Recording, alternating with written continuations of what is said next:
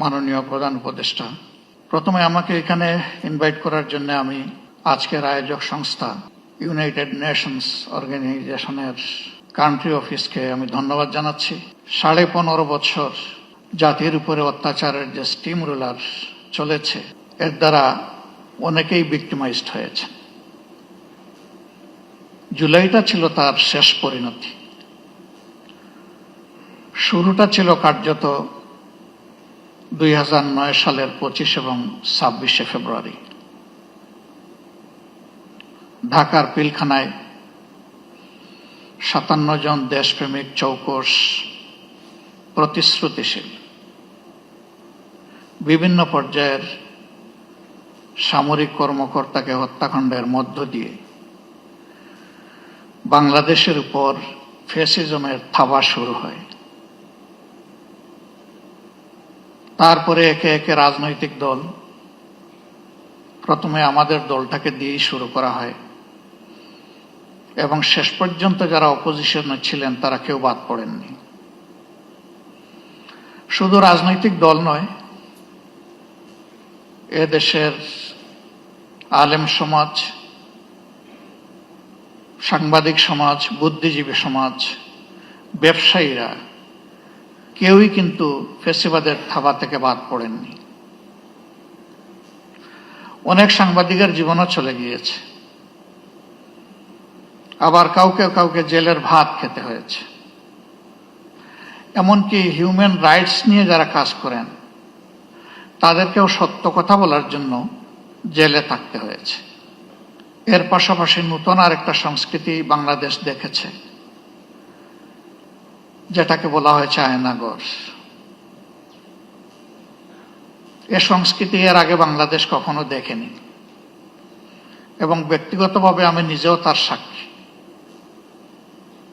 শেষবার 22-12 ডিসেম্বর যখন আমাকে গ্রেফতার করা হয়, যে জায়গাটায় আমাকে রাখা হয়েছিল, এমন কিছু মানুষ, কিছু মুখ আমি দেখতে পেয়েছিলাম যাদের মুখে বিষণ্ণতার প্রচন্ড ছাপ। পরবর্তী পর্যায়ে জেলে যখন গিয়েছি, তখন সেই মানুষগুলা কেউ কেউ এগিয়ে এসে বলেছে, আমরা ওই দিন ওই রাতে অমুক জায়গায় আপনাকে দেখেছি। জিজ্ঞেস করেছিলাম, আপনি কোথায় ছিলেন? বলে যে আমি ওখানেই ছিলাম। কত সময় ছিলেন? হাসতে হাসতে বলে, কত সময় নয়, ঘন্টা নয়, দিন নয়, মাস নয়, আমাকে জিজ্ঞেস করুন আমি কয় বছর ছিলাম। অথচ আমাদের আইনে স্পষ্টভাবে ডিরেকশন দেয়া আছে, কাউকে গ্রেফতারের 24 ঘন্টার ভিতরে অবশ্যই তাকে আদালতে তুলতে হবে। কিন্তু না, তারা আদালতের মুখ দেখেননি। তারা জানেন না তাদের পরিবার পরিজন কে কিভাবে আছে, পরিবার জানে না তারা আদৌ বেঁচে আছে কিনা। আমি সকল আয়নাঘর দেখিনি, আমি যেটা দেখেছি আমি বুঝতে পেরেছি এটি মধ্যম মানের, এটি চরম নিকৃষ্ট মানের নয়। সেই জায়গাগুলোতে কি হয়েছে সে কাহিনী যারা ভুক্তভোগী তারাই ভালো বলতে পারবেন। রাজনৈতিক দলগুলো নিজেদের অবস্থান থেকে বারবার তার প্রতিবাদ জানিয়েছে, কিন্তু তার প্রতিকার আমরা পাইনি, করতে পারিনি। শেষ পর্যন্ত আমাদের যুব সমাজের অতি ছোট্ট এবং সাধারণ একটি দাবিকে নিয়েই তারা রাস্তায় নেমেছিল। অতীতের মতো একই খান্দায় একইভাবে তাদের সেই দাবিকে স্তব্ধ করে দেওয়ার জন্য চেষ্টা করা হয়েছিল। 15 জুলাই রাতে ঢাকা বিশ্ববিদ্যালয়ে যা ঘটেছে, বিশ্ববিদ্যালয়ের ইতিহাসে এটি ছিল আনপ্রেসিডেন্টেড। এর আগে তার কোনো উদাহরণ ছিল না। রাজনৈতিক কর্মীদেরকে লেলিয়ে দেওয়া হয়েছিল, তারা একই সাথে আঘাত করেছে ছেলেদেরকে, আমাদের মেয়েদেরকেও বাদ দেয়নি। কার্যত এই মুভমেন্টটা এখান থেকেই মোমেন্টাম পেয়েছিল। এরপরে একে একে আবু সঈদের হত্যাকাণ্ড এবং বাকি হত্যাকাণ্ডগুলো শেষ পর্যন্ত জুলুমের অবসান করতে সক্ষম হয়েছে। আমি জাতিসংঘের ফ্যাক্ট ফাইন্ডিং কমিটিকে আমার দল এবং বাংলাদেশের মজলুম জনগণের পক্ষ থেকে ধন্যবাদ জ্ঞাপন করি। তারা স্বল্পতম সময়ে এগিয়ে এসেছেন এবং বাস্তবতা তারা তুলে আনার চেষ্টা করেছেন, কিন্তু তারা যেটুকু এনেছেন এটা আংশিক মাত্র, এটি পূর্ণাঙ্গ নয়। তার বাইরেও জুলুমের বিস্তর ক্ষেত্র রয়ে গেছে। আশার দিক, নূতন সরকার গঠিত হয়েছে ফ্যাসিজমের পতনের প্রেক্ষাপটে। বিচারের জন্য ট্রাইব্যুনাল গঠন হয়েছে, বিচারক নিয়োগ হয়েছে, তদন্তকারী সংস্থা হয়েছে, প্রসিকিউশনও নিয়োগ হয়েছে। কিন্তু এটি সত্য, এখন 1 বছর ছুঁই ছুঁই, এ সময়ের ভিতরে কিন্তু বিচার এখনো দৃশ্যমান হয়নি। আমরা বিশ্বাস করি এই প্রক্রিয়ার সাথে যারা সম্পৃক্ত তারা তাদের সর্বোচ্চটা দিয়ে চেষ্টা করছেন।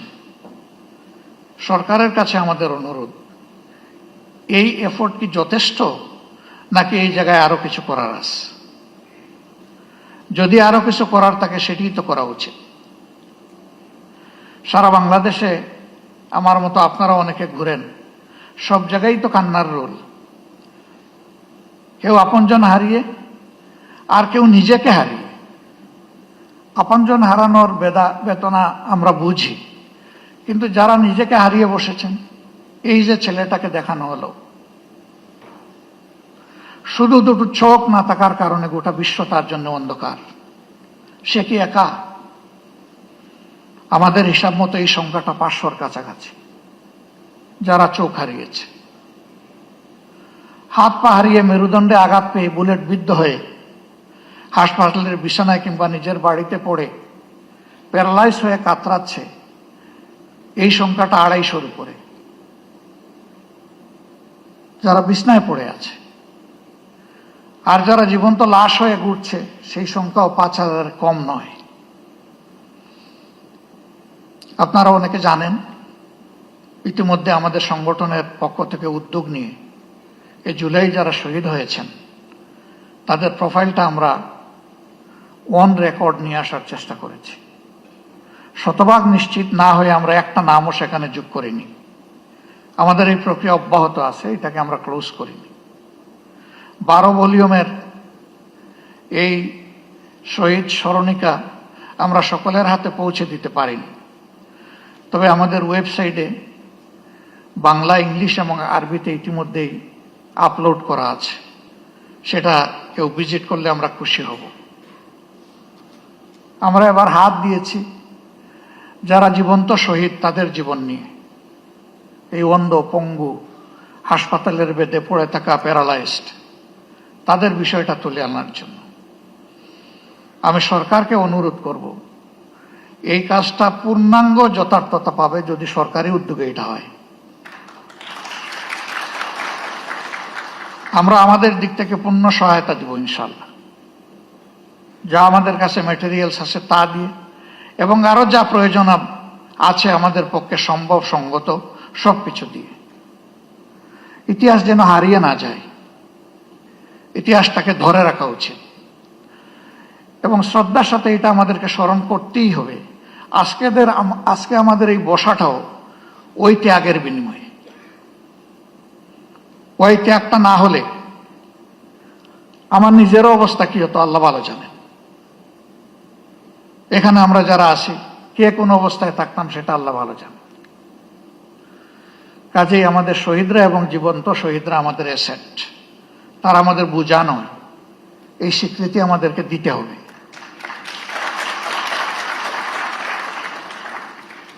আমাদের সম্পদকে মুখে নয়, বাস্তবেই সম্মান দেখাতে হবে। সরকার এবং জাতির পক্ষ থেকে সেটা যেন নিশ্চিত করা হয়। এ বিষয়ে নিশ্চিত করতে হলে 3টা জিনিস প্যারালাল চলতে হবে: বিচার, সংস্কার এবং নির্বাচন। কিন্তু বিচার আর সংস্কারের আগে যদি কোনো নির্বাচন হয়, তাহলে সেটি আরেকটা ন্যাশনাল ডিজাস্টার হতে পারে, আমরা বিশ্বাস করি।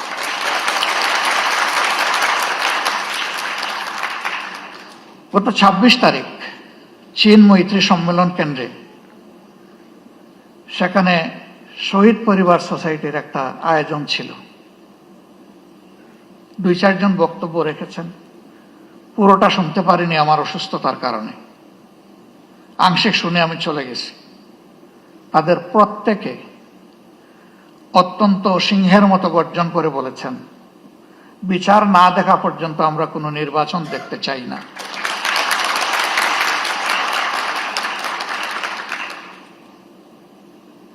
তারা এই দাবি করেননি। শত শত মানুষ যাদেরকে হত্যা করা হয়েছে, হাজারো মানুষ যাদেরকে পঙ্গু করা হয়েছে, তাদের সকলের বিচার করে তারপরে নির্বাচন হোক, তারা তা বলেননি। তারা বলেছেন যারা জঘন্য অপরাধী তাদের বিচারটা অন্তত 2-4টা হলেও আমরা নিজ চোখে দেখতে চাই।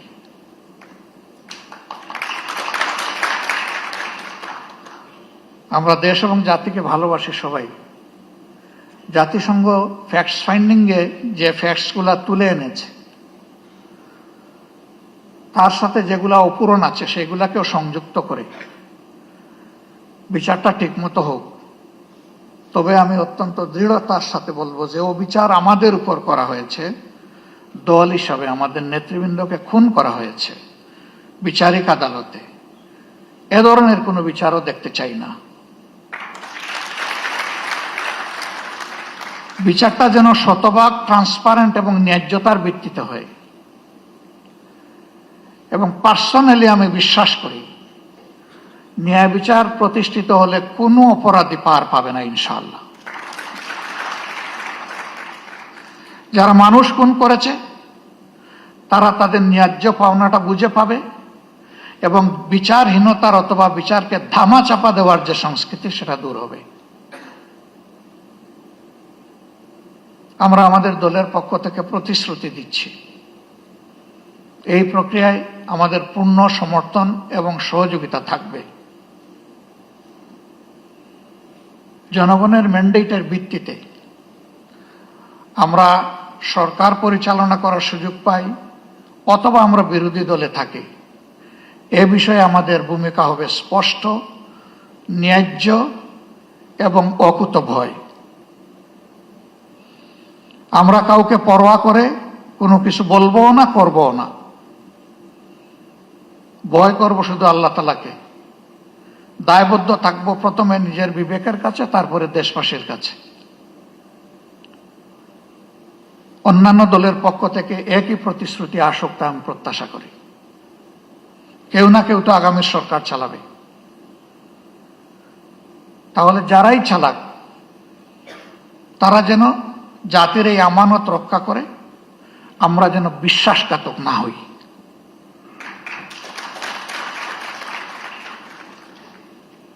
আল্লাহ রাব্বুল আলামিন এই ন্যায় বিচার কায়েমের পথে আমাদের সরকার এবং জুডিশিয়ারি দুইটাকে আপোষহীন পথ চলার তৌফিক দান করুন। এবং আমি এখানে আরেকবার বলবো, জুডিশিয়ারি আমাদের স্বাধীন, এই কথা শুনতে শুনতে কান দুটো প্রায় বন্ধ হয়ে যাওয়ার উপক্রম হয়েছে। এটারও অবসান ঘটুক এবং সত্যিকার অর্থেই জুডিশিয়ারি স্বাধীন হোক। জুডিশিয়ারি তার পূর্ণ স্বাধীনতা ভোগ করুক, তাহলে আমরা মিনিমাম ন্যায় বিচার পেতে পারি বলে আশ্বস্ত হব।